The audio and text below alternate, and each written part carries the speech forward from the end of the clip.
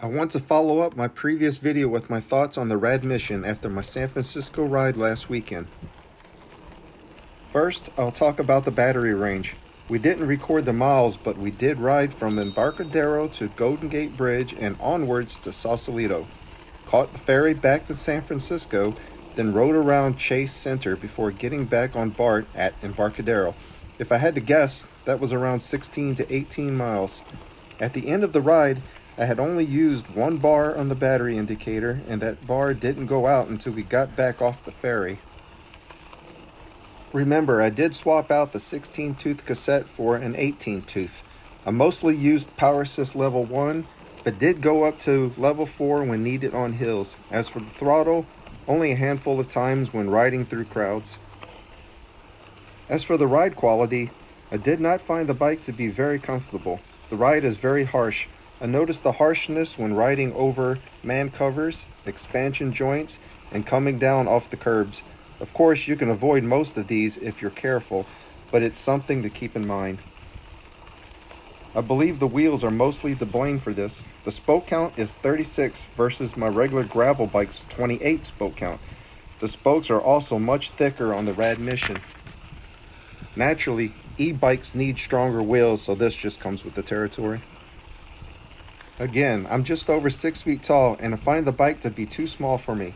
Rad Power's website shows that the bike will be good for someone up to 6'3". I'm not sure how that's possible. I have added a longer stem with a higher rise, but I don't see myself riding this for very long.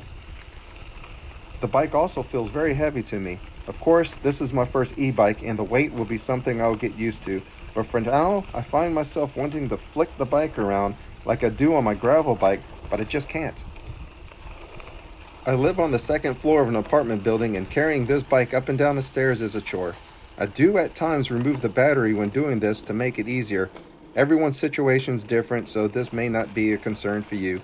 But if this is, just know that it's possible to do, but you may not want to do this every day. The bike has been reliable. Drivetrain hasn't skipped, but I do hear the chain popping every so often. This may be due to me using a larger rear gear with the stock chain length. Electronics have been flawless as well. The most annoying thing for me is something that hub motor e-bikes do, and that's kick off and on when making tight turns. When making a U-turn, for instance, I will need to stop or slow my pedaling, which shuts the motor off, then back on again. When the motor kicks on and I'm still holding my balance through the turn, the bike will lurch forward. I ended up just hopping off of the saddle and duck walking the bike on U-turns to avoid this. Overall, my experience on a rear hub drive e-bike has been indifferent. The only other e-bike I have ridden was a mid-drive. For me, and I suppose most people that prefer cycling, mid-drive would be the way to go.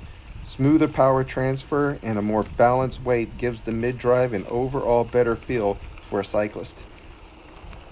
Now that I have experienced longer rides on a rear hub drive e-bike, I can say that I will be replacing this bike with a mid-drive before deciding whether I will make the switch to e-bikes a permanent move. To wrap up this short video, let me just add that the bike itself is fine. I'm mostly looking at my experience and what I'm looking for in an e-bike. If you are more or less a casual rider, then this bike is perfect. It's light as far as e-bikes go, and it's simple. For me, I just need something more. But for now, I'm going to continue using it as a gravel bike and having fun, which is what riding is all about. Thanks for watching.